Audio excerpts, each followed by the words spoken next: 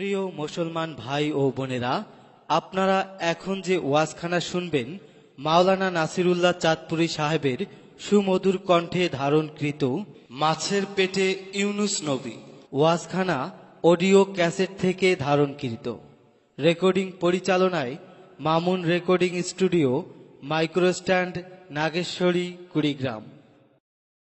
এই পলাশ ফৌজি জুট মেলে 5 দিন ব্যাপী ইসলামী ঐতিহাসিক মহাসম্মেলনের আজকে দ্বিতীয় দিনে শ্রদ্ধেয় জনাব হযরত সভাপতি সাহেব, মুআজ্জাজ উলামায়ে কেরাম, সমবেত ধর্মপ্রাণ মুসলমান ভাইগণ এবং পর্দার আড়ালে মা ও ভগ্নীগণ, না দোস্ত সে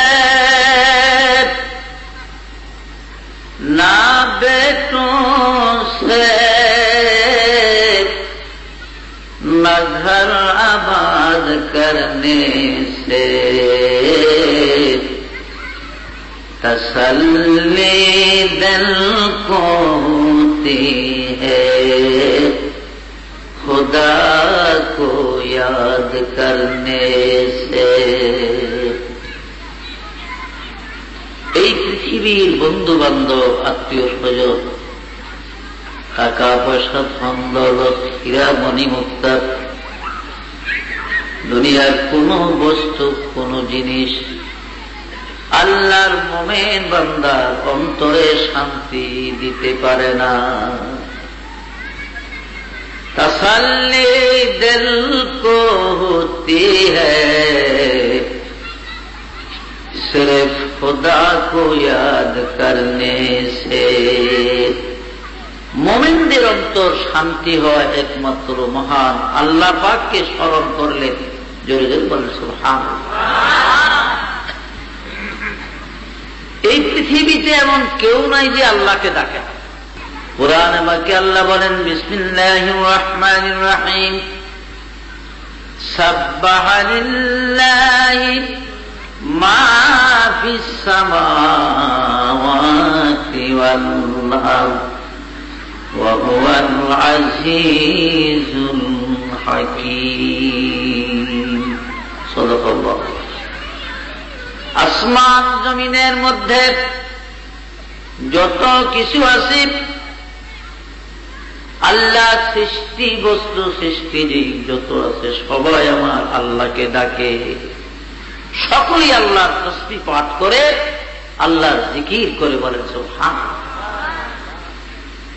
বজিকর শহর চবিনি দর খুরুশাস, বজিকর শহর চবিনি দর খুরুশাস, ওয়ালি দানদ দরি মানা কে গোশাস, न बुलबुल बर गुलश तस्बीह खादिस कि हर खायर बेतस्बीहश ज़बानिस। গোলাপ ফুল ঝরিয়া ঝরিয়া মাটিতে পড়ে। ফুলের বাগানে গোলাপ ফুল ঝরে ঝরে মাটিতে পড়ে, আর ওই ফুলের গায়ে সারাদিন রৌদ্রের তাপ লাগে।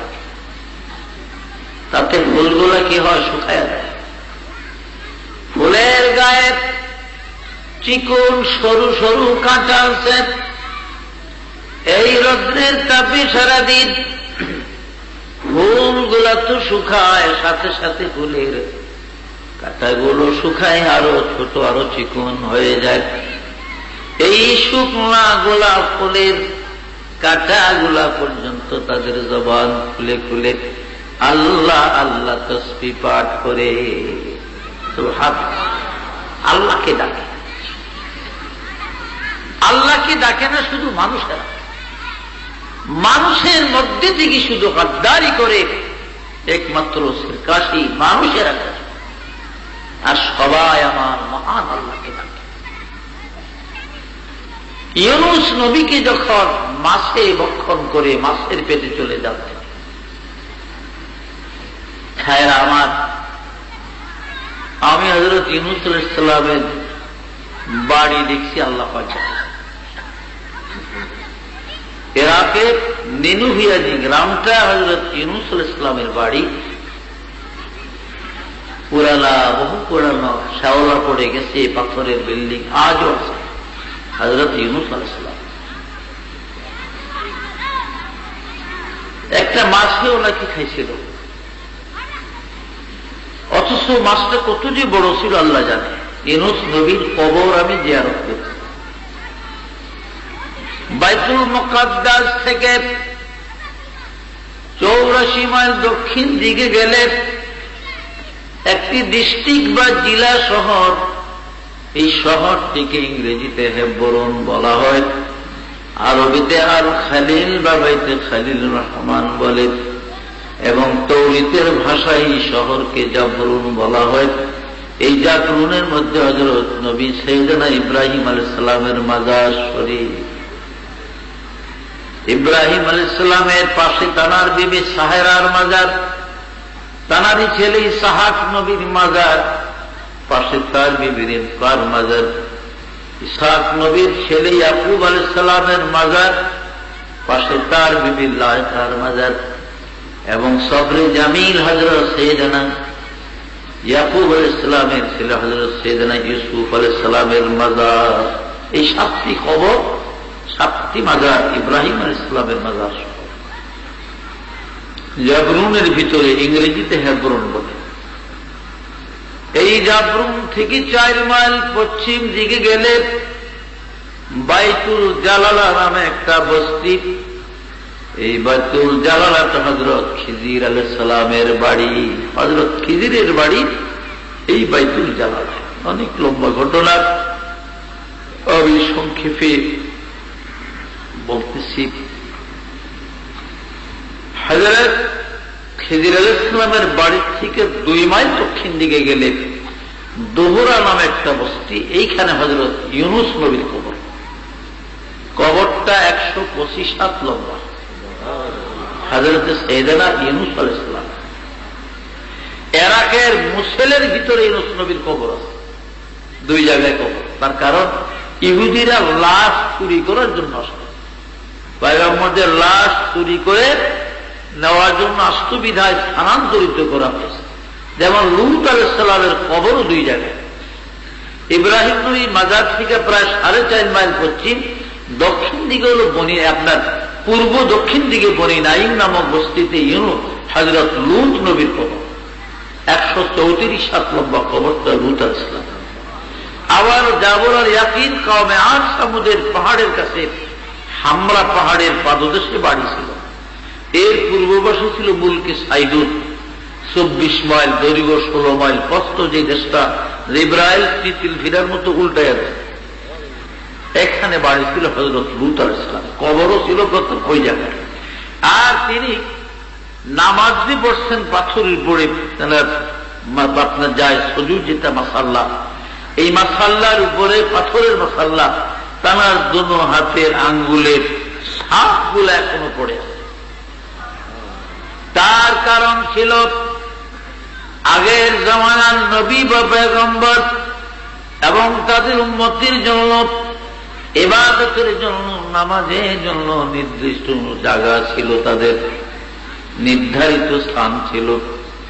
জীবনের প্রথম সিজদা যে জায়গায় দিতেন, জীবনের প্রথম ইবাদত যেখানে বসে করতেন, মৃত্যু পর্যন্ত, মৃত্যুর পূর্ব সময় পর্যন্ত সব ইবাদত একই জায়গায় করার বিধান তাদের ছিল। আপনার আমার নবী দুজাহানের সরকার মরুদুলাল তাজদারে মদিনা জনাবে মুহাম্মদুর রাসূলুল্লাহ সাল্লাল্লাহু আলাইহি ওয়াসাল্লাম আল্লাহর কাছে ফরিয়াদ করলেন, আল্লাহ গো, অন্যান্য নবীদের, নবীর উম্মতের জন্য তুমি নির্দিষ্ট স্থান করে দিয়েছো ইবাদতের জন্য। এই অবস্থা যদি আমার উম্মতের হয়, প্রতিদিন একই মসজিদে নামাজ পড়া লাগে, একই জায়গায় দাঁড়িয়ে, তাইলে আমার একটা উম্মত জান্নাতি হবে না। আমার উম্মতরা হবে গরিব, কমজোর, তারা রুজির জন্য, টাকার জন্য বহু দূর দূরান্ত যাবে, গন্তব্যস্থানে ফিরিয়ে আসিয়া নামাজ পড়া তাদের সম্ভব হবে না। হে পরওয়ারদিগার, আমার ওই পাপী গুনাহগার আখেরি উম্মতের জন্য তুমি তামাম দুনিয়ার জমিনকে মসজিদ করে দাও। এজন্য শুধু অযোদাস, শুধু অযোদাস রহমাতাল লিল আলামিন মসজিদে শুধু আমারো এ জমিন। নবী কমলিওয়ালার দোয়ার বরকতে আল্লাহ রাব্বুল আলামিন আমার আপনার জন্য তামাম দুনিয়ার এই রয়ে জমিন মসজিদ বানাইয়া দিছে। সুবহানাল্লাহ। আমি আপনি মাঠে ঘাটে ময়দানে বাসের ভিতরে এরোপ্লেন উড়োজাহাজে উঠে যেখানে নামাজ পড়ি সিজদা করি, আমার আপনার নামাজ আল্লাহ কবুল করবে, ওইটাই আপনার আমার জন্য মসজিদ বলে। সুবহানাল্লাহ। তো বললাম এই জন্য লূত আলাইহিস সালামের ইবাদতের জায়গাটা আশ্চর্য লাগে। হাতগুলা বোধ হয় আমার হাতে 2 কর হবে, নিচের দিকে যে দাব দেয় আঙ্গুলের সাপ বলে হযরত লূত আলাইহিস সালাম। ইউনূস আলাইহিস সালামের কবরটা 125 হাত লম্বা। একটা মাছে তানাকে খাইছে। মাছটা আরো বড় না হইলে পারবো যে পারছে, আবার এই মাছটাকে আরেকটা মাছে গিল্লা ফেলেছে, তাহলে সেই মাছটা আরো কত বড় ছিল। এইখানে একটু খবর নেন। তাফসিরে জাবেরিতে আছে, তাফসিরে কুতুবের মধ্যে আছে, তাফসিরে সাবিতে আছে, মাওলুদে আরশের ভিতরে আছে। এই পৃথিবীটা একটা গরুর শিরিঙ্গের উপরে। শিং আছে না গরুর শিং, কি বলেন আপনারা? খরগোশ। গরুর 2টা শিং আছে না, এই গরুর শিংয়ের উপরে এই পৃথিবীটা। গরুটা কেমন? গরুটা এত বড়। কয়েকটা তাফসীরের নাম বললাম। গরুটার শিং হলো 1, 2 নয়, এই গরুটার 4000 শিং আছে। কয় হাজার শিং? 4000 শিং আছে। এক একটা সিংহের থেকে আরেকটা সিংহের দূরত্ব 500 বছরের আছে। এই গরুটার সিংহের উপরে পৃথিবীটা বলে। সুবহানাল্লাহ। আবার এই গরুটা একটা মাছের পিঠে দাঁড়িয়ে আছে। কিসের পিঠে? মাছটা তাইলে গরুর চেয়ে বড় না ছোট? তা মাছের পিঠে এই গরুটা দাঁড়ায়। আর এই মাছটা পানির উপরে ভাইসা আছে, বলেন সুবহানাল্লাহ। পানিগুলি বাতাসের উপরে আসতে পারে, পানি বাতাসের উপরে থেকে আসে, বলেন সুবহানাল্লাহ। হযরত ইউনূস নবীকে যখন সমুদ্রে নিয়ে যায় মাছ, তাফসীরে জাবেরিতে আছে, সাবিতে আছে, কতদিন হইল মাছের পেয়ে তানার জানা নেই। হঠাৎ করে তানার খেয়াল হল সমুদ্রের তলদেশে পানির মধ্যে কোটি কোটি কণ্ঠে আল্লাহ আল্লাহ জিকির শোনা যায়। এই খেয়াল হল তিনি আল্লাহ। এতদিন পর্যন্ত তিনি আল্লাহকে ভুলে গেছিলেন মাছের পেটে, হতভম্ব হয়ে গেছে। এবার ডাক দিলেন, আল্লাহ আমি মাছের পেটে আছি তুটুক জানি, আমি কত হাত কত মাইল পানির নিচে তাই জানি না, কতদিন হলো মাছের পেটে তাও জানি না। আল্লাহ গো, কিন্তু আমি ইউনূস তোমাকে ভুলে গেছি, তোমার নাম আমার স্মরণ নাই মাবুদ। এখন শুনতেছি এই পানির মধ্যে মাছের পেটে থাকিয়া কুঠি কণ্ঠে তোমার আল্লাহ আল্লাহ জিকির করতেছি। তোমার নামের জিকির কারা করে? আল্লাহ দেখি বেলান ইউনূস রে, এই সমুদ্রের যত কীট পতঙ্গ, জীব জানোয়ার, এমনকি বালিকা রাশিগুলা পর্যন্ত আমি আল্লাহর জিকির করে। ওই আওয়াজ তুমি শুনতেছো, বলেন সুবহানাল্লাহ। এবার ইউনূস নবী বলেন, আল্লাহ আমি এই মাছের পেটে আজ কতদিন তাও তো জানি না। আল্লাহ পাক বলে, ইউনূস রে, তোমার মাছের পেটের বয়স 40 দিন হয়েছে। বাইরা ইউনূস নবী জিজ্ঞাসা করেন, আল্লাহ আমি কত নিচে পানির তাও তো জানি না।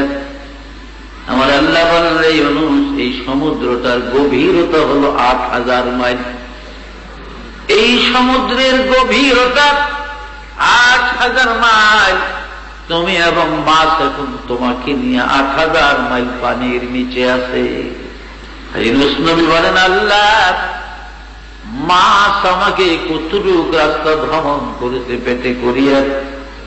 আমার আল্লাহ বলে, ইউনূস রে মাছ তোমাকে পেটে করে এই সমুদ্র আরো কয়েকটা সমুদ্র সহ 18 লক্ষ মাইল রাস্তা ভ্রমণ করেছে 40 দিনে। সুবহানাল্লাহ। হযরত ইউনূস নবীর খেয়াল হলো, হায়রে এই সমুদ্রের নিচে বালিকা কণাগুলা পর্যন্ত আমার মহান আল্লাহর নামের জিকির করে, অথচ আমি আমার মাওলাকে ভুলে গেছি। তখনই তিনি শর্মিন্দা হয়ে বলতেছেন, লা ইলাহা ইল্লা আনতা সুবহানাকা ইন্নী কুনতু মিনাজ জালিমিন। লা ইলাহা ইল্লা আনতা সুবহানাকা ইন্নী কুনতু মিনাজ জালিমিন। পড়তে পড়তে পড়তে পড়তে 1,00,000 বার পর্যন্ত যখন মাছের পেটে ইউনূস নবী আয়াতে কারিমা পড়লেন, এবার আল্লাহর তরফ থেকে মাছের পেটে এমন উদ্বেগ এবং ব্যথা শুরু হয়েছে, মাছ আর ইউনূস নবীকে রাখতে পারে না।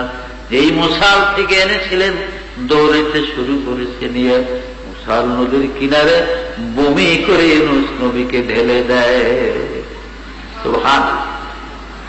আমার বলার উদ্দেশ্য, আল্লাহকে ডাকে না কারা? সবাই ডাকে।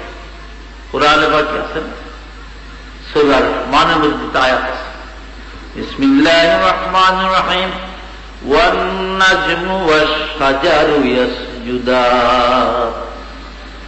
কি বলে? আল্লাহকে সিজদা করে নাজ এবং সাজার। সাজার হলো ওই গাছগুলা যেগুলা নিজের শক্তিতেই দণ্ডায়মান থাকতে পারে, দাঁড়িয়ে থাকতে পারে, যেমন সুপারি গাছ, তাল গাছ, নারিকেল গাছ, আম গাছ, কাঁঠাল গাছ, এই জাতীয় গাছকে সাজার বলা। আর নাজমুন বলা হয় লতাযুক্ত গাছ, যেগুলো নিজের শক্তিতে কি করতে পারে না, দাঁড়াইতে পারে, ঝাঁকা দিয়ে দেওয়ার লাগে, ছোপ দেওয়ার লাগে, যেমন লাউ, কুমড়, সিম গাছ, কি বলেন, এই জাতীয় গাছকে নাজমুন বলা। তো আল্লাহ বলেন, আর নাজমু আর সাজার ইয়াসজুদান, লতাযুক্ত এবং বৃক্ষরাজি দণ্ডায়মান সকল গাছগুলা বস্তুগুলো কি করে? আমি আল্লাহকে সিজদা করে, বলে সুবহানাল্লাহ, আমি আল্লাহকে সিজদা। বন্ধুরা আমার, এই पृथ्वीर दोपाया हैवान को इंसान बनाने के लिए अल्लाह पाक अपना हबीब को भेजा। আমার আপনার মতে মানুষকে প্রকৃত মানুষে রূপান্তরিত করার জন্য আল্লাহ যুগে যুগে পয়গম্বর পাঠিয়েছে। শেষ আখেরি পয়গম্বর নবী মুহাম্মদুর রাসূলুল্লাহ সাল্লাল্লাহু আলাইহি ওয়াসাল্লামকে আল্লাহ পাঠালেন এবং তানাকে পাঠায়া কি করলেন? নবুয়তির দরজায় সিল মোহর মেরে দিলেন। নবীজি বলেছেন হাদিস শরীফে, আনা খাতামুন নবিয়্যিন লা নবিয়্যা বা'দি, আমি সর্বশেষ নবী, আমার পরে আর কোন নবী, কোন রাসূল, কোন পয়গম্বর হবে না। বলেন সুবহানাল্লাহ। বন্ধুরা আমার, রাসূল পাক সাল্লাল্লাহু আলাইহি ওয়াসাল্লাম আব্দুল্লাহ বাদশাহ যখন খানায় কাবা ভাঙতে আসে, আব্রাহাম যে বছর খানায় কাবা ভাঙতে আসে, তার 51 দিন বা 50 দিন, দোনোটার আওয়াজ আছে। তাফসিরে জাবেরি, সাবির, তাফসিরে কুতুব, সফিনাইনু, মুফতি শফি রহমাতুল্লাহর কিতাব, তাতে আছে 51 দিনের কথা উল্লেখ আছে। ইবনে হিশাম এবং আবু দাউদ শরীফের হাসিয়াতে তাসবিয়াতুল বুখারীতে আরো কয়েকটি কিতাবে আছে 50 দিনের কথা উল্লেখ, কিন্তু 50 দিন এক জায়গায় পায়। আব্রাহা খানায় কাবা ভাঙতে যায়, তার 50 দিন বা 51 দিন পরে আপনার আবার নবী মুহাম্মদুর রাসূলুল্লাহ সাল্লাল্লাহু আলাইহি ওয়াসাল্লাম এই পৃথিবীতে জন্মগ্রহণ করেন, বলেন আলহামদুলিল্লাহ। তিনি জন্মগ্রহণ করলে মক্কার মানুষেরা দলে দলে আব্দুল্লাহ এতিম সন্তান দেখতে আসলো। কেন দেখতে আসলো? যে এই সন্তানটি আমিনার উদর থেকে আসবার পর থেকে আমাদের আরবের পটভূমি পাল্টিয়ে গেছে, আমাদের দেশের অভাব চলে গেছে, দুর্ভিক্ষ চলে গেছে, আমাদের দেশের ভিতরে ফসল ফলা যে আগে ভালো হইতো না এখন হইতেছে, এবং দেশটা যেন একটু শান্তি শান্তি মনে হইতেছে।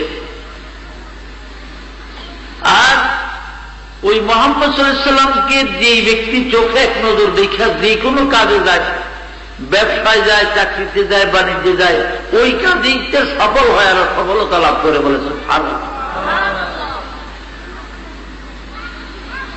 এরপরে হুজুর সাল্লাল্লাহু আলাইহি ওয়াসাল্লাম আস্তে আস্তে তিনি বড় হলেন। 12 বছর 4 বছর বয়সের সময় আসাদের অর্থাৎ চিরসত্যবাদী একটা লকব পেলেন এই মক্কার লোকের কাছে। 12 বছরের সময় একটা লকব পাইলেন আল আমিন, চির বিশ্বাসী বা আমানতদার বলে, বলেন সুবহানাল্লাহ। তারপরে হুজুর সাল্লাল্লাহু আলাইহি ওয়াসাল্লামের বয়স 40 বছর যখন হল, এখানে লম্বা কাহিনী। 25 বছর বয়সের কালে হযরত খাদিজাতুল কুবরা রাদিয়াল্লাহু আনহার সাথে বিবাহ বন্ধন আবদ্ধ হলেন। হুজুরের অভাব অনটন কমে গেল, খাদিজার বিপুল ধন সম্পদ নবীজির কদমে ছেড়ে দিলেন। হুজুর আপনার ইচ্ছা মতো যা কিছু করেন। 40 বছর বয়সের সময় আল্লাহ হাবিব গাড়ে হেরাতে যায়, সেখানে তিনি অবস্থান করতেন। 2 দিন 1 দিন আস্তে আস্তে বাড়াইতেন আর গবেষণা করতেন এই পৃথিবীটা কার। এই যে মক্কার ঘরে 360টা মূর্তি, এই আরবের লোকেরা যে এদের কাছে মাথা নত করে, সিজদা করে, পূজা করে, তারপরে তারা উলঙ্গ হইয়া পরনের কাপড় খুইলা কাবা তওয়াফ করতে বলে, নাউযুবিল্লাহ। এমন জাহেলিয়াতের কাছে পুরুষ মহিলারা পরিধানের বস্ত্রগুলা খুলে একদম বিলকুল উলঙ্গ নাঙ্গা হইয়া ঘুরা ঘুরা তওয়াফ করতো, খানায় কাবা বলে, নাউযুবিল্লাহ। এটাতে তারা পূর্ণ সওয়াব মনে করত। বাংলাদেশে দেখেন না, একদল লাল শাড়িওয়ালা ফকির আছে, আপনাদের দিকে না থাকতে পারে, ঢাকাতে খুব আছে মাঝে মাঝে। নারায়ণগঞ্জ নিমতলি একটা কালী রাখরা আছে, অনেক কয়েক বছর আগে এইখানে একটা পাগল থাকতো, এক দরবেশ হয়, ওরা দরবেশ কয় আর কি, একদম বিলকুল লেখা, একটা সুতার বছর লগে নেই। আপনি একটা 10 পাই দিলে ওর থনের কোন জায়গা আছে কি ওদের থইব, শরীরের চামড়া কাইটা ফাঁক না করলে কোথাও জায়গা আছে না থোয়া। আবার এক বন্ধু মানুষ কাশিম করে নাম, স্টিলের ব্যবসা আছে, দোকান আছে, মুন্সিগঞ্জ বাড়ি। আমার তো ভাই এই পাগলারে ছিলেন নি। আমি কোন পাগলায়? এই যে কালী রাখরা ল্যাংদা শয়তানরা, হায় হায় রে, শয়তান করলে মানে আগুন দিল, মাটির বাড়ি দিলে গুণাগার সাথে রাগ হয়ে গেল। হ্যাঁ আপনি শয়তান করলেন, আপনার লাগে বন্ধুত্ব কাটা আজকের থেকে তাই আছে, তাহলে কি দোষ করলাম? হেরে শয়তান করলেন, আরে এর মধ্যে জিনিস আছে, মামলত আছে। হলো বন্ধুত্ব তো শেষ হইতে হাসা উচিত কথাটা কইয়া দেয়, সব কথা। আমি কাশেম ভাই, আপনি এর মধ্যে জিনিস আছে, মামলত আছে, ওই মামলত আপনার মধ্যে আছে।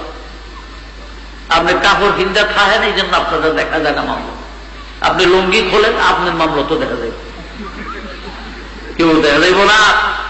কাজ না আছে মামলত, চোরের আছে, গুন্ডার আছে, হাইজাকারের আছে, মস্তানের আছে, বেকারিতে আছে মামলা। লঙ্গি চিন্তা থাকে, পায়জামা ভইরা থাকে, কাপড় বিন্দে প্যান্ট ফিরে, এই জন্য মামলুক দেখা যায় না। কাপড় খুলে লাইলে মামলুক দেখা যাবে না, কারই মামলুক না। তো এই মামলুক দেখাইয়া একেবারে উভয় পুরুষ মহিলারা ল্যাংলা হয়ে তারা কাবা তওয়াফ করতে বলে। আবার নবীজির কাছে এগুলো বড় খারাপ লাগে। बरग सबजे दरख्त दर नजारे होशियार, बरग सबजे दरख्त दर नजारे होशियार, हर वराक़े दफ्तरी मारिफते कर दिगर। इंग्लिश আছে everything has a maker, the maker of the art and the sky is God। প্রত্যেক জিনিস বানাইবার একজন কারিগর, একজন মিস্ত্রি আছে। কি বলেন আছে না? এই শামিয়ানা কি এমবি হয়ে গেছে? পরিশ্রম করছে লোকেরা, গর্ত করছে, খুঁটির কামপানি গাছে, খুঁটি বসাইছে, তার উপরে লড়া দিছে, পরিশ্রমের মাধ্যমে এই শামিয়ানা তৈরি হয়েছে। এমনি হয়ে যায় না। আল্লাহর হাবিব চিন্তা করতেন এই পৃথিবীটা কার, কে বানাইলে এত সুন্দর পৃথিবী? আর এই মানুষগুলো মক্কার এরকম কেন করে? গারে হেরাতে থাকতে থাকতে হুজুর সাল্লাল্লাহু আলাইহি ওয়াসাল্লামের বয়স 40 বছর পূর্ণ হলো। হঠাৎ একদিন হীরা ধোঁয়া আলোময় হয়ে গেল। অর্থাৎ জিবরাইল আলাইহিস সালাম আসলেন। অনেক লম্বা ঘটনা, আমার সাবজেক্ট কিন্তু এটা না। সাবজেক্ট হুজুরে মক্কা থেকে মদিনায় যাওয়ার পরের ঘটনা। যাই হোক, হুজুর সাল্লাল্লাহু আলাইহি ওয়াসাল্লাম নবুয়ত প্রাপ্ত হলেন। আয়েশাই প্রথম খাদিজাতুল কুবরার কাছে পুরো ঘটনা বললেন। তিনি বিশ্বাস করলেন এবং ঈমান আনলেন যে ইয়া রাসূলুল্লাহ, আপনি সত্য এবং যা দেখছেন তাও সত্য। আপনার কাছে যিনি স্বর্গীয় দূত এটাও সত্য। আমি আমার চাচাতো ভাই ওয়ারাকার কাছে জিজ্ঞাসা করেছি আপনার বিষয়ে, তিনি বলেছেন অবশ্যই আপনি আখিরি পয়গম্বর, এতে কোনো সন্দেহ নাই। বলে সুবহানাল্লাহ। বিনা দ্বিধায় বিনা চিন্তায় খাদিজাতুল কুবরা স্বীকৃতি দান করলেন আর বললেন লা ইলাহা ইল্লাল্লাহু মুহাম্মাদুর রাসূলুল্লাহ সাল্লাল্লাহু আলাইহি ওয়াসাল্লাম। কিছুদিন গেল, এখন নবী প্রাপ্ত হইয়া বৈশা থাকলে তো হবে না, তাহলে আমার দাওয়াত দেওয়ার লাগবে না। দারুন নদওয়া করে একটা জায়গা আছে, জায়গাটা হলো দারুন নদওয়া। এটা সাফা পাহাড়, সাফা পাহাড়ের খুবই কাছাকাছি। অর্থাৎ জমজমের কুয়ার থেকে সামান্য পূর্ব দক্ষিণ কর্নারে গেলে, অর্থাৎ সামান্য দক্ষিণ পশ্চিম কর্নারে গেলে এইখানে দারুন নদওয়া। এগুলো সীমানায় কন্যা কিতাবে আছে।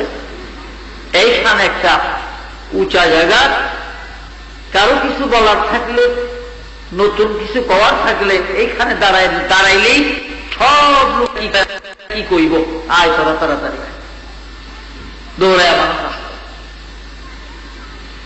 রাসূল পাক যখন দারুন নদওয়াতে দাঁড়াইলেন, মক্কার সমস্ত কাফেররা সরদাররা সব চলে আসে। আরে আমাদের আলামিন এখানে দাঁড়াইছে কেন, চলো যাই, কি বলবে নাকি আলামিন?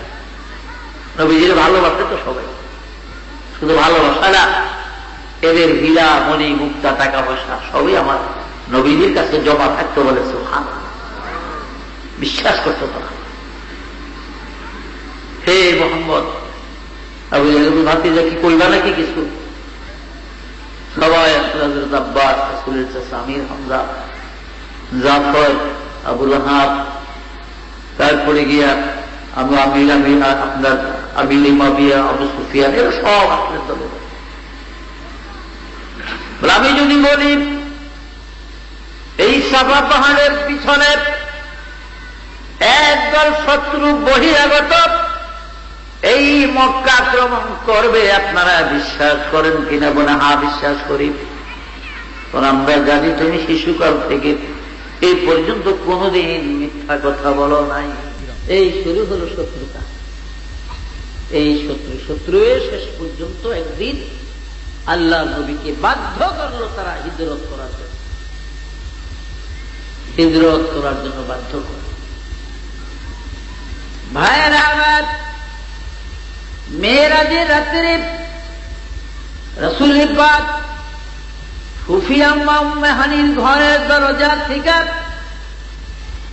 যখন তিনি বোরাকে সাওয়ার হলেন, জিবরাইল বোরাক নিয়ে রওনা হলেন বাইতুল মুকাদ্দাস, ভায়া হইয়া আল্লাহর দরবারে যাবে। বোরাক প্রথম কদমে 270 মাইল যাইয়া দাঁড়ায়। নবী জিজ্ঞাসা করলেন, জিবরিল রে, এটা কোন জায়গা? সুন্দর একটা শহর দেখা যায়, এটা কি দুনিয়ার জমিন না আকাশ? বলে, ইয়া রাসূলুল্লাহ, এটা আকাশ না, এটা দুনিয়ার জমিন। এই শহরটার নাম হল ইয়াসরিব শহর, এটা ইয়াসরিব শহর। বলে, আচ্ছা, আমার মনে হয় আমার বাবা আব্দুল্লাহ সিরিয়ার তিজারতি দেশে অসুস্থ জ্বর হইয়া এই ইয়াসরিব পর্যন্ত আসলে আমার বাবা ফিরিয়ার মক্কায় যেতে পারে নাই। এখানে ইন্তেকাল করে আমার বাবার কবর, আমি 6 বছর বয়সের কালে মা আমিনা আসাদি ইয়াসরিবে এসেছিলাম আমার বাবা আব্দুল্লাহর কবর দেখার জন্য। রে জিবরিল, আমি বাবার কবর দেখে মাকে সহ ওই মক্কায় ফিরে যাওয়ার কালে 13 মাইল দক্ষিণ পূর্ব দিকে বদর প্রান্তে যখন আসলাম, এই বদরের পূর্ব দিকে আবওয়া বস্তিতে আমরা রাত্রি যাপন করলাম, অবস্থান করলাম। আমার মা মিনার জ্বর এসে গেল, জ্বরাক্রান্ত হইয়া 3 দিন অসুস্থ অবস্থায়, চতুর্থ দিন শেষ রাত্রে আমার মা মিনা মারা যায়, ইন্তেকাল করলেন এই আবওয়ার মধ্যে বদরের কাছে। জিবরাইল রে, মাকে আবওয়ার মধ্যে কবর দিয়া আমি দাদার দাসী উম্মে আয়মানের কোলে উঠে আমি ওই দেশে ছিলাম, মক্কা নগরীতে। আর কোনদিন ইয়াসরিবে আমি আসি নাই। এটা কি সেই ইয়াসরিব নাকি? বলে, হ্যাঁ, এটাই সেই ইয়াসরিব। জিবরাইল বলেন, রাসূল গো, আজ তো এই দেশের নাম ইয়াসরিব, এই শহরের নাম ইয়াসরিব শহর। আপনি যখন মেরাজ থেকে আসিয়ান এই মক্কার মানুষের কাছে, এই মক্কার কুরাইশদের কাছে, আবু জেহেল, আবু সুফিয়ান, উতবা, ওলীদ, মুগীরা সাহাবাদের কাছে যখন মেরাজে আলোচনা করবেন, এরা বিশ্বাস করবে না গো রাসূল, আপনার উপর অত্যাচার জুলুম করবে। আখের আমজাদ এমন একটা পরিবেশ আসবে, এমন একদিন সময় আসবে, আপনার এই মাতৃভূমি এই মক্কা নগরীতে এই দেশের মানুষ আপনাকে থাকতে দিবে না। হিজরত করিয়া অন্য দেশে আপনাকে যেতে হবে। যে দেশে আপনি হিজরত করে যাবেন এটাই সেই ইয়াসরিব, এটাই সেই দেশ। ইয়াসরিবে আপনি হিজরত করে আসবেন। আর রাসূল গো, আজকে তো ইয়াসরিব এই দেশের নাম। নবীজি গো, যেদিন আপনি হিজরত করিয়া ইয়াসরিবের মধ্যে আসবেন সেদিন এই দেশের নাম হবে মদিনা। সেদিন এই দেশের নাম মদিনা হবে, ইয়াসরিব শহরের নাম মদিনাতুন নবীবা, নবীর শহর নামে পরিচিত হবে। শুধু তাই নয়, মদিনা নামটি স্মরণ করতে করতে এমন এক সময় আসবে, কিয়ামতের পূর্বে এক সময় পৃথিবীর মানুষ ইয়াসরিব নামটি ভুলে যাবে, শুধু মদিনা নাম মানুষের মনে থাকবে। বলে সুবহানাল্লাহ। আমার নবীজি হিজরত করে চলে আসলেন তিনি মদিনা মুনাফিক। ভাইরা আমার, আল্লাহর হাবিব চলে আসলেন, আলী কারামাল্লাহু ঝুঁকে নিজের বিছানায় রেখে আসলেন। আলী, আমার এই বিছানায় আমার চাদর গায়ে দিয়ে তুমি ঘুমায়া থাকো, তুমি ঘুমায়া থাকো। আর এই যে দেখো, যার যার আমি তো নাম লেখা জানি না, আমি সাহাবীদের দ্বারা নাম লেখাইছি, তুমিও লেখো অনেক নাম। প্রত্যেকের টাকা, হীরা, মুক্তা, মণি, গহনা, এই পুতলা আবু জেহেলের দেখো নাম আছে, এটা উতবার, এটা ওলীদের, এটা আবু সুফিয়ানের। তুমি 2 দিন 3 দিন যা লাগে সময়, প্রত্যেকের এই টাকা পয়সা গুলা, তাদের আমানত গুলা তাদের হাতে হাতে বুঝাইয়া দিয়া তারপরে তুমি মদিনে আসবে। বলে সুবহানাল্লাহ। আলী কারামাল্লাহু কাঁদতেছে চোখের পানি ফেলে। নবীজি বলেন, আলী রে তুমি কাঁদো কেন? আমি মদিনায় যেতেছি হিজরত করে, কেন কাঁদো? বলে, হুজুর কান্দি মনের আবেগে। নবীজি বলেন, আলী কেন কাঁদো? বলে, হুজুর 10 বছর বয়সে মক্কার সর্দার আমার বাবা আবু তালেব, আমি মক্কার একটা রাজার ছেলে, সর্দারের ছেলে। আমি 10 বছর বয়সে বাবা ছেড়ে মা ছেড়ে এই বিশাল সম্পদের অধিকার ছেড়ে আপনার কদমে আগমন করেছি। আপনার কদমে এসে পড়েছি, লা ইলাহা ইল্লাল্লাহু মুহাম্মাদুর রাসূলুল্লাহ সাল্লাল্লাহু আলাইহি ওয়াসাল্লাম। রাসূল গো, আপনার চুলাতে আগুন জ্বললে 2-1টা রুটি হলে খাই আমি ঘুমাইছি। আর যেদিন আপনার ঘরে চুলা না জ্বলে সেদিন আমি মক্কার পাথর পেটে বাঁধিয়া ঘুমাইছি। আজ আপনি আমাকে ছেড়ে যান, আমার কাছে জানি কেমন লাগে। হুজুর বলেন, আলী রে তোমার কি ভয় লাগে আমার বিছানায় ঘুমাইতে, আমার চাদরে গায়ে? বলে, না ইয়া রাসূলুল্লাহ, কসম আল্লাহ, আমি আলী ভয়ে কাঁদি না, আমি ডরে কাঁদি না যে আমি মরে যাব। আল্লাহর হাবিব যখন বলেছে 2 দিন লাগে 3 দিন লাগে কাফেরদের মালামাল বুঝাইয়া মদিনা আসার জন্য, আমার পূর্ণ বিশ্বাস আমি আলী মরব না, আমি মদিনায় আপনার কাছে হাজির হতে পারব। কিন্তু রাসূল গো, আমি কান্দি, হায় রে আমার নবী এই মাতৃভূমি মক্কা ছেড়ে বাবার দেশ পার দেশ ছেড়ে আসছিলেন কত দূর, 270 মাইল দূরে এই পাহাড়ি এলাকা হিজরত করে চলে যায়। আমি কান্দি, আমার দয়াল নবী জানি গো সহি সালামতে মদিনায় যাইয়া বুঝতে পারলো কিনা। আপনি সহি সালামতে মদিনায় বুঝতে পারলেন কিনা, এটাই শুধু আমার কান্না, এটাই শুধু আমার দুঃখ। বলে সুবহানাল্লাহ। হিসাব করে রাসূলের পাককে কত ভালোবাসতেন, কত মহব্বত করতেন, জীবন দিয়া প্রাণ দিয়া ভালোবাসতেন। হযরত খালিদ বিন ওলীদ রাদিয়াল্লাহু আনহু দামেস্ক জেনারেল শহরে বনু উমাইয়াদের মসজিদ আছে।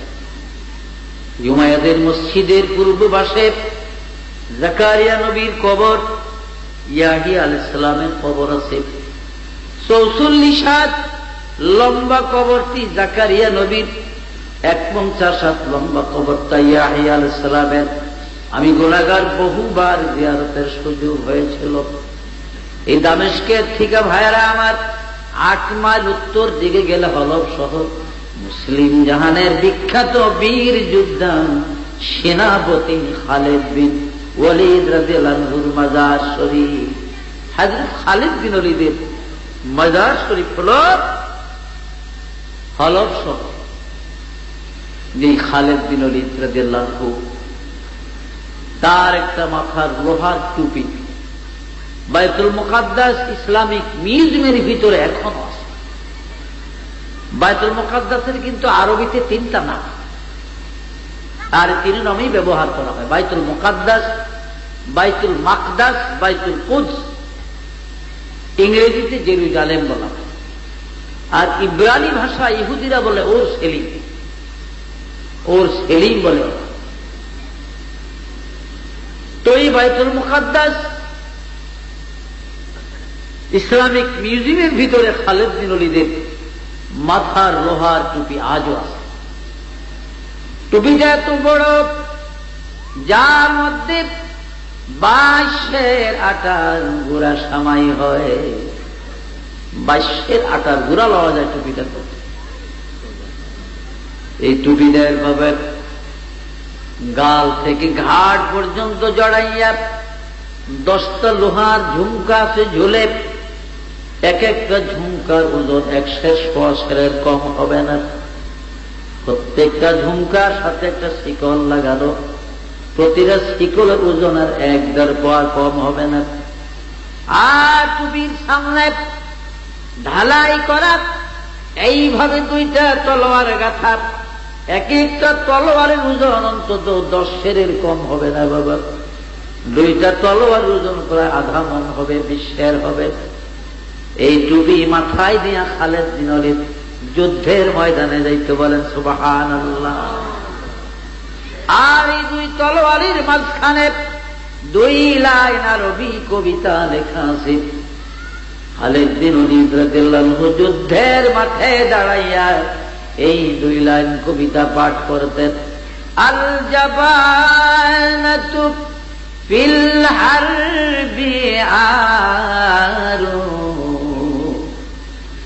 আল জাবানাতু ফিল হারবি আরু, ওয়া মান ফাররা লাম ইয়ানজু মিনান নারি। ইয়ারমুকের যুদ্ধে ইসদুগরিদের 60,000 সৈন্যের মাঝখানে দাঁড়াইয়া খালেদ বিন ওয়ালিদ এই 2 লাইন কবিতা পাঠ করেছিলেন। আল জাবানাতু ফিল হারবি আরব, ওয়া মান ফাররা লাম ইয়ানজু মিনান নারি। রে কাফের বেঈমানরা, ও নবীর দুশমন, আল্লাহর তাওহীদের দুশমনরা, আয় রে কার সন্তান গুলো এতিম বানাবি, কার মা বাবারে পুত্র হারা বানাবি, কার বিবি করে বিধবা বানাবি। আয় রে আয়, খালেদের তলোয়ারের সামনে আয়। ওমান ফাররা লাম ইয়ানজু মিনান নারি। তারিখের কিতাবে লেখে খালেদ বিন ওয়ালিদ যুদ্ধের মাঠে দাঁড়ায়া এই 2 লাইন কবিতা যখন পড়তেন বাবা, যুদ্ধ করা তো দূরের কথা গো, বেঈমান কাফেরেরা ময়দান খালি করিয়া ভাগিয়া যাইত। ভাইরা আমার, বন্ধুরা আমার, সেই মুসলমান আমি আপনি সেই মুসলমান। আজকে পৃথিবীতে মুসলমান নির্যাতিত, অপমানিত, লাঞ্ছিত আর মুসলমান। কারণ কি জানেন?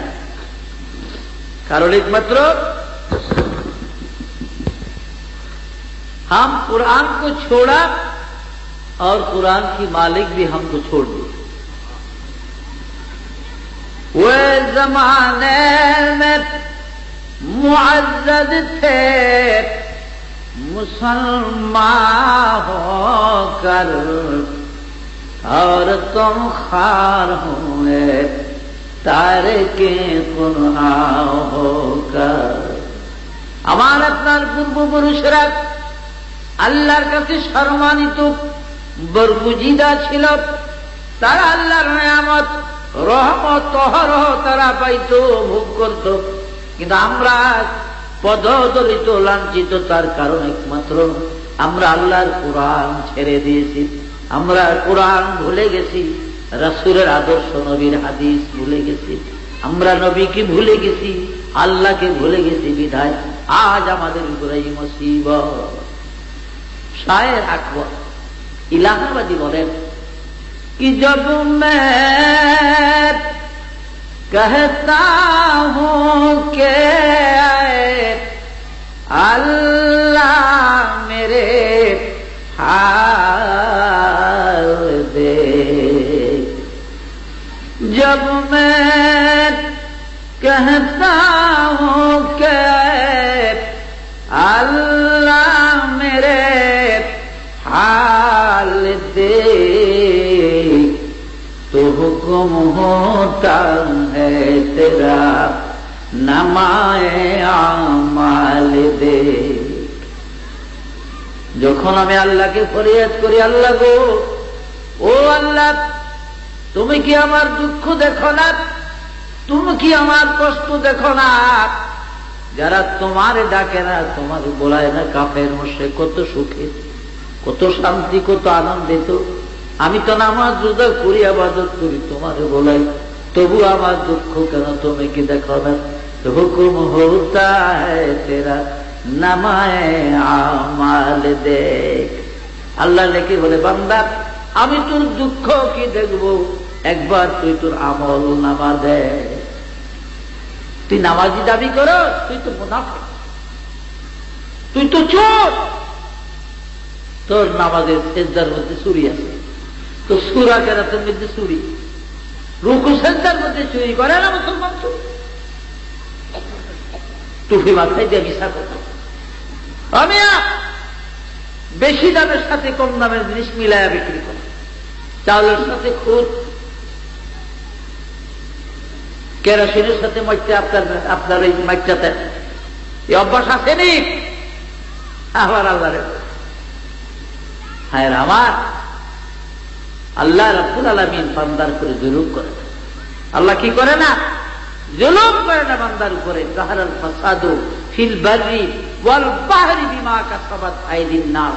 পৃথিবীর জলস্থলে যত বিপদ, যত মুসিবত মুসলমানের উপরে সবাই নিজ হাতের কি কামাই, নিজ হাতের কামাই। যাই হোক, অনেক লম্বা ঘটনা।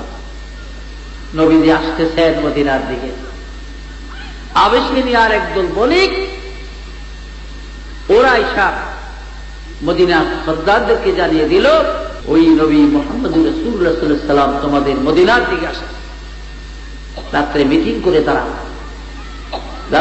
করে তারা তিনটা চারটা দল করে যুবকদেরকে দেখে দেখে শক্তিশালী তীর তলোয়ার দিয়া এক এক রাস্তায় পাঠিয়ে দেয়, যাও নবীজি পথে আসে, কারো না কারো সাথে দেখাই হবে, কাফেলা যেন রাসূলের উপর অত্যাচার করতে না পারে, জুলুম করতে না পারে। তোমরা আমাদের প্রিয় বন্ধু নবী কামলিওয়ালাকে পাহাড়া দিয়ে আমাদের মদিনায় নিয়ে আসবা। সুবহানাল্লাহ। তারা রাসূল পাককে মদিনায় নিয়ে গেল। হুজুর সাল্লাল্লাহু আলাইহি ওয়াসাল্লামের উটনি ঘুরতেছে, সবাই বাড়িঘর সাজিয়ে রাখছে। হুজুর আমার বাড়িতে আসে, এবং জমিদার বলে, হুজুর আমার এই বাড়িতে অবস্থান করেন, এখানে থাকেন। নবীজি চিন্তা করলেন, জিবরাইল বললেন, হুজুর আল্লাহ পাক জানিয়ে দিয়েছে আপনি স্বইচ্ছায় কারো বাড়ির দরজায় উঠ থামাইবেন না, আপনার ইচ্ছা অনুযায়ী কারো ঘরে প্রবেশ করবেন না, থাকবেন না। মাহবুব জানিয়ে দিয়েছে আপনার উঠ যেই জায়গায় ইচ্ছা করিয়া বসে যায়, যে জায়গার মধ্যে ওটের সামনে দুই পাও গেড়ে হাঁটু গেড়ে দেয়, ওই বাড়িতে আপনি থাকবেন, অবস্থান করবেন। বলেন সুবহানাল্লাহ। ভাইরা আমার, মদিনার সবচেয়ে গরিব মানুষ আবু আইয়ুব আনসারী রাদিয়াল্লাহু তাআলা আনহু, সামান্য ছোট্ট। বন্ধুরা আমার, তাজরিদুল বুখারীতে আছে, মাওলুদে আরশের ভিতরে আছে মাত্র 16টা খেজুর গাছের মালিক, মাত্র 16টা খেজুর গাছের মালিক। আবু আইয়ুব আনসারীর মাত্র কয়টা খেজুর গাছ? এই 16টা খেজুর গাছ তার জীবনের সম্পদ। এই খেজুর 1 বছর পরে যা খেজুর হয়, এর থেকে নিজেরা কিছু খায়, কিছু বিক্রি করে, আবার কিছু দানও করে। এই তার সম্পদ। নামের উট ঘুরতেছে, নবীজি জানিয়ে দিলেন, রে মদিনার বন্ধুরা, আমার ওট ইচ্ছাকৃত যেখানে বলবে সেখানে আমার অবস্থান, এটা আল্লাহর তরফ থেকে আমাকে জানানো হয়েছে। এবার সবাই চিন্তা করে, কার জানে ভাগ্য খোলে রে, কার জানে ভাগ্য খোলে। আমাদের নবী মরুদুলাল, নবী কামলিওয়ালা জানি কার বাড়িতে অবস্থান করে। আস্তে আস্তে ঘুরতে ঘুরতে ওর আবু আইয়ুব আনসারীর বাড়ির দরজায় দের উপরে বসে গেল। বলে চিৎকার দিয়া দিয়া মদিনার সরদাররা চোখের পানি ছিরিকা মরে আর বলে, আবু আইয়ুব আনসারী রে, তোর কপাল খুলে গেছে রে, তোর কপাল খুলে গেছে। কত আশা আমাদের ছিল, আল্লাহর হাবিব আমাদের বাড়িতে অবস্থান করবে। রে আবু আইয়ুব আনসারী, তোর কপাল খুলে গেছে, তোর মতো ভাগ্যবান মানুষ মদিনাতে আর নাই। সুবহানাল্লাহ।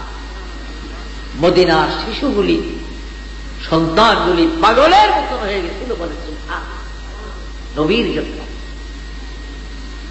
ভাইরা আপনার, মদিনার শিশুরা 3000-এর মতো ছেলে মেয়ে নাবালেগ, 11 বছর বয়সে সাদ নামে একটা ছেলের নেতৃত্বে এই 13 মাইল রাস্তা হাইটা তারা বদর পর্যন্ত যায়।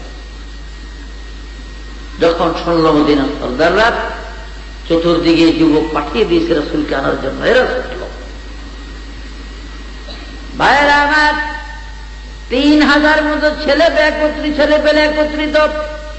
সাদ দেখি বলে, রে মদিনার শিশু বন্ধুরা, আমার মন বলে রে, আমাদের বন্ধু নবী কামলিওয়ালা এই বদরে রাস্তা দিয়ে অবশ্যই আসবে। কারণ নবীর আমার বাবার কাছে শুনছি রাসূল 6 বছর বয়সে এই মদিনায় এসেছিল বাবা আব্দুল্লাহর কবর দেখতে মাকে নিয়ে। ফিরিয়ে যাওয়ার কালে এই বদরের কাছে আবহাওয়ার মধ্যে মাকে কবর দিয়ে ওই যে চলে গেছে আমাদের বন্ধু, আর কোনদিন আমাদের মদিনা আসে না। আজকে তিনি মক্কাবাসীদের অত্যাচার উৎপীড়নে আজ তিনি হিজরত করে আমাদের দেশে আসতেছে। আমার মন বলে রে, ও মদিনার শিশু বন্ধুরা, নিশ্চয়ই নবী কামলিওয়ালা মা আমিনার কবর জিয়ারত না করে মদিনার শহরে ঢুকতো না। কাজী চল রে, আমরা বদরের পথে গেলে আমাদের বন্ধুর সাথে আমাদের আগে দেখা হবে। সুবহানাল্লাহ, রাসূলকে তারা কত ভালোবাসতো বলে, সুবহানাল্লাহ, কত মহব্বত করতো তারা। ভাইয়েরা আমার, কত ভালোবাসতো তারা নবীজিকে। হুজুর সাল্লাল্লাহু আলাইহি সাল্লামকে দেখি তারা পাগলের মতো মারহাবা ইয়া রাসূলুল্লাহ, মারহাবা বলেন, মারহাবা ইয়া হাবিবাল্লাহ, মারহাবা মারহাবা ইয়া রাহমাতাল লিল আলামিন, মারহাবা মারহাবা ইয়া শাফিআল মুজনবিন, মারহাবা জামালে আশিকা বাশাদ মুহাম্মদ, জামালে আশিকা বাশাদ মুহাম্মদ, খিয়ালে দিল বরাবাশাদ মুহাম্মদ, সালাতুন ইয়া রাসূলুল্লাহ আলাইকুম, সালামুন ইয়া হাবিবাল্লাহ আলাইকুম। দুরূদ শরীফ পড়েন, আল্লাহুম্মা সাল্লি আলা সাইয়্যিদিনা মাওলানা মুহাম্মদ ওয়া আলা আলি সাইয়্যিদিনা মাওলানা মুহাম্মদ। ওয়াদা হোয়া দিলের নবী ওগুলা দেখিলেন বাবার মুখ, 6 বৎসরের কালে নবী হারাইলেন মায়ের বুক। আল্লাহুম্মা সাল্লি আলা সাইয়্যিদিনা মাওলানা মুহাম্মদ ওয়া আলা আলি সাইয়্যিদিনা মাওলানা মুহাম্মদ। পাহাড়ের গুহাতে নবী সিজদায় পড়ে কান্দিত, কাফেররা নবীর গায়ে ঢিলা পাথর মারিত। আল্লাহুম্মা সাল্লি আলা সাইয়্যিদিনা মাওলানা মুহাম্মদ ওয়া আলা আলি সাইয়্যিদিনা মাওলানা মুহাম্মদ। সাসহুয়া আবু জাহল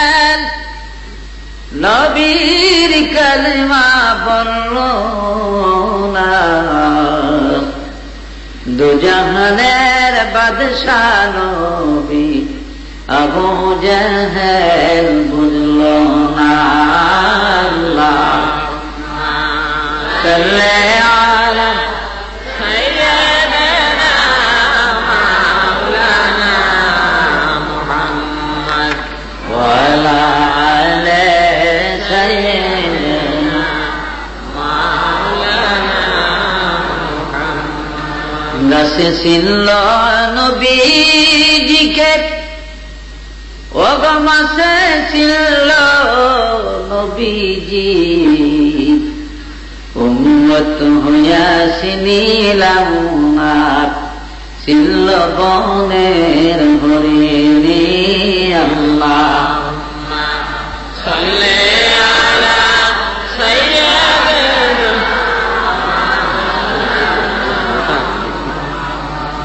ওয়া আলা আলি সাইয়্যিদিনা মাওলানা মুহাম্মদ।